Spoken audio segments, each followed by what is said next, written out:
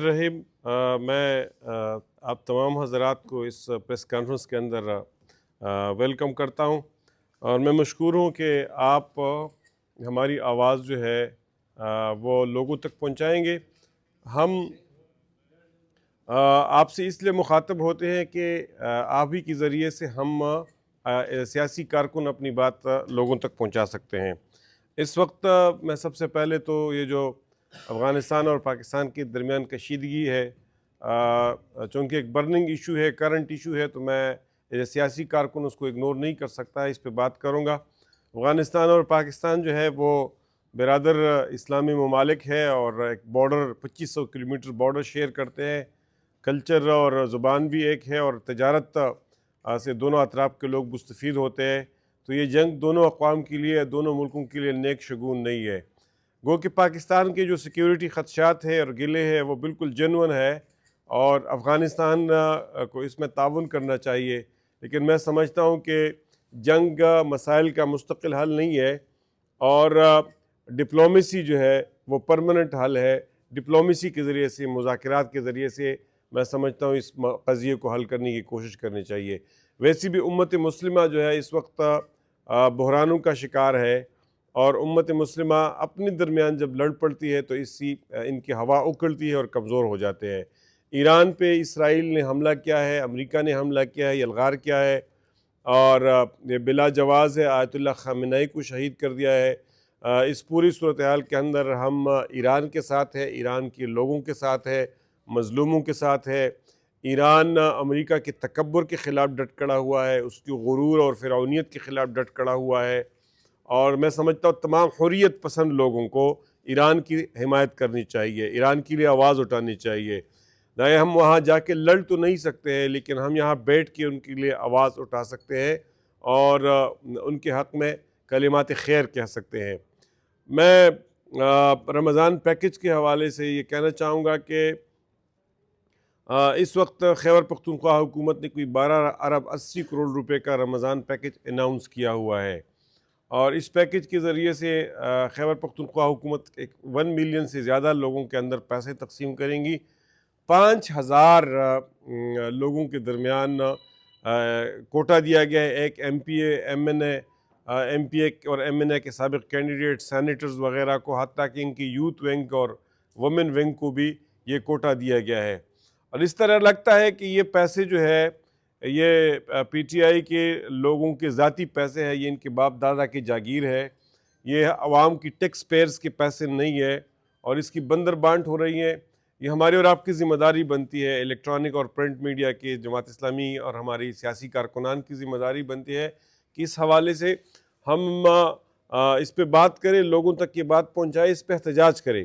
جماعت اسلامی کے پی نارتھ نے اپنے کارکنان سے کہا ہوا ہے کہ اپنے اپنے ضلعوں کے اندر، اپنے اپنے مقامات کے اندر ڈیٹا کلیکٹ کرے، اس پہ نظر رکھے۔ ہمارا کام یہ ہے کہ ہم یہ اس بات کی مانیٹرنگ کریں، اس کی نگرانی کرے کہ غیر مستحق لوگوں تک کے پیسے نہ پہنچے۔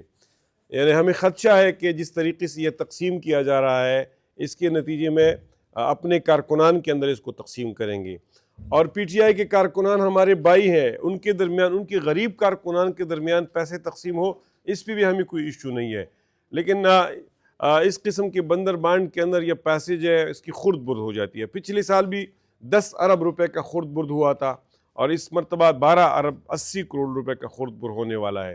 اس لیے ہم لوگوں کو اس پہ آگاہ کرنا چاہتے ہیں، لوگوں کو ایجوکیٹ کرنا چاہتے ہیں، اور میں عوام الناس سے اپیل کرتا ہوں کہ وہ اپنے حق کے لیے اٹھ کھڑے ہوں۔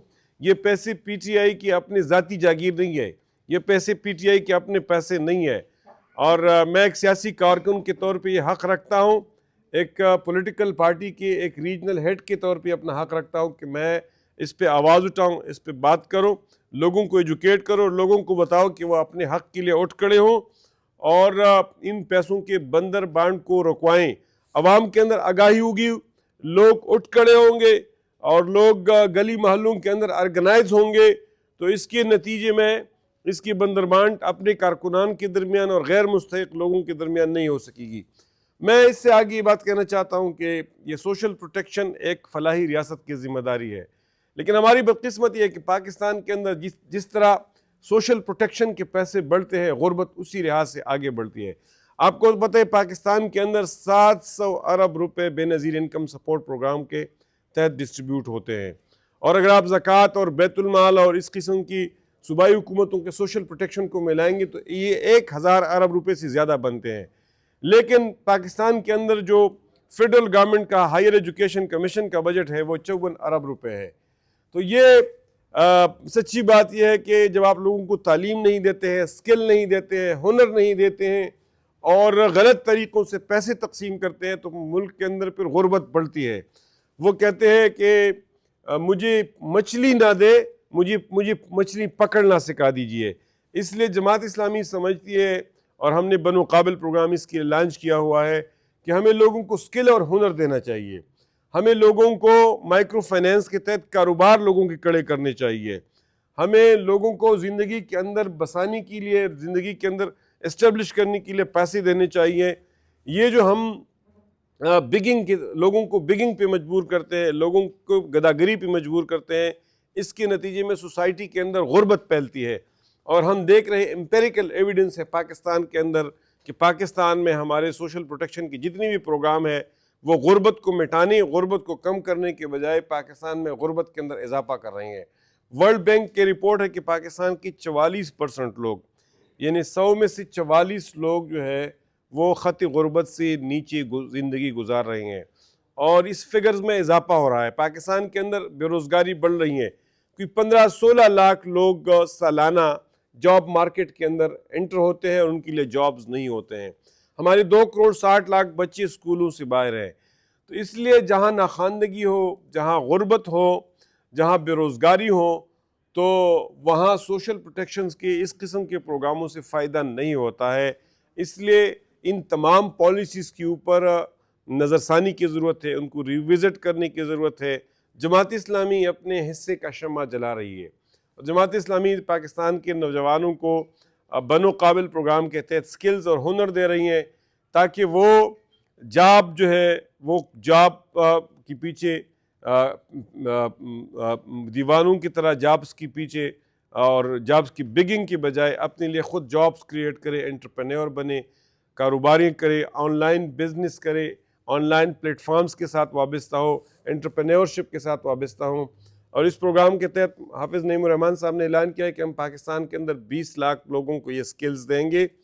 ابھی تک کوئی 12 لاکھ لوگ اس پروگرام کے ساتھ رجسٹر ہو چکے ہیں۔ اس پوری کی صوبے کے اندر اس وقت سینکڑوں ہمارے IT لیبز جو ہے وہ فنکشنل ہو چکے ہیں۔ عملاً ہزاروں بچے اور بچیاں جو ہے اس وقت ہمارے اس پروگرام کے تحت چل رہی ہیں۔ میں حکومت کو دعوت دیتا ہوں کہ خیبر پختونخوا حکومت اور مرکزی حکومت اسی سٹائل پہ پروگرامز جو ہے وہ لانچ کری۔ یہ 10-12 ارب روپے جب اس کی بندربانٹ آپ کر رہے ہیں، اگر اس پہ آپ بچوں کو سکلز دیں گے، بچوں کو سکلز دیں گے، ان کے لیے چھوٹے قرضے ان کا اجرا کریں گے، ان کے کاروبار جو ہے میں ان کے ساتھ مدد کریں گے، اس کو اسٹیبلش کرانے کی کوشش کریں گے، تو اس کے نتیجے میں خیبر پختونخوا کے اندر غربت ختم ہوگی۔ اس قسم کے پروگراموں کے نتیجے میں غربت ختم نہیں ہوگی۔